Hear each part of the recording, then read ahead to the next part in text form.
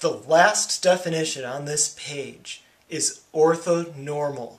This is the putting everything on the page together. There's inner products, norms, orthogonal, and normal all wrapped in this one word, orthonormal. We should think of this as it has all the properties. Orthonormal is an adjective, and you can see on the handout that it means two things. A set of vectors is orthonormal if that set is orthogonal, like we talked about 2 videos up there, and also if they are normal, meaning just like what it meant 1 video up there.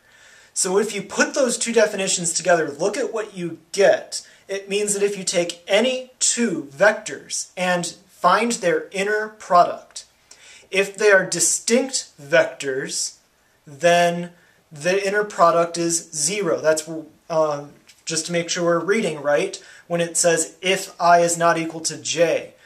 Vi, Vj equals 0 if I is not equal to j. If they're distinct vectors, they are 0. When I give you the clue, pause this video so you can ask or talk to yourselves in class and figure out why is that a 0 there. So pause.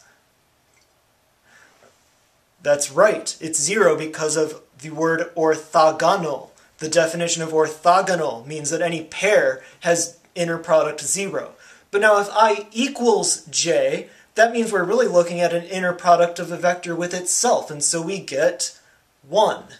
So if we know that a set of vectors is orthonormal, that means that we know that the inner products are either 0 or 1, depending on if we're looking at 2 distinct vectors or a vector with itself. An interesting way to look at that on the page there, that 0, 1 thing, about 0, 1 if, depending on if I is equal to j or not, sometimes they call that a Kronecker delta.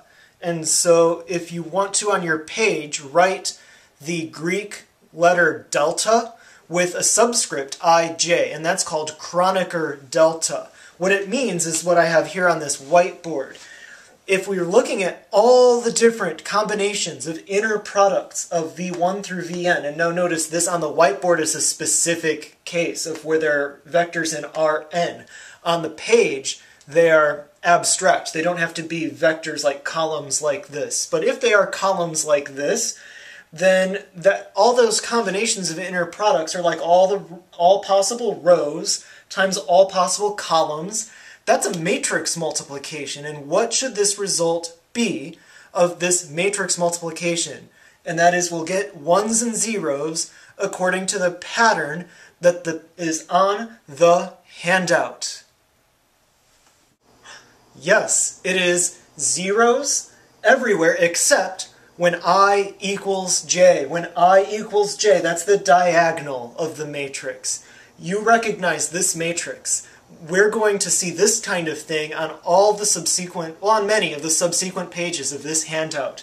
We like orthonormal because the result of flipping or transposing a matrix and multiplying gives us the identity matrix. So good job making it through this page of all the definitions.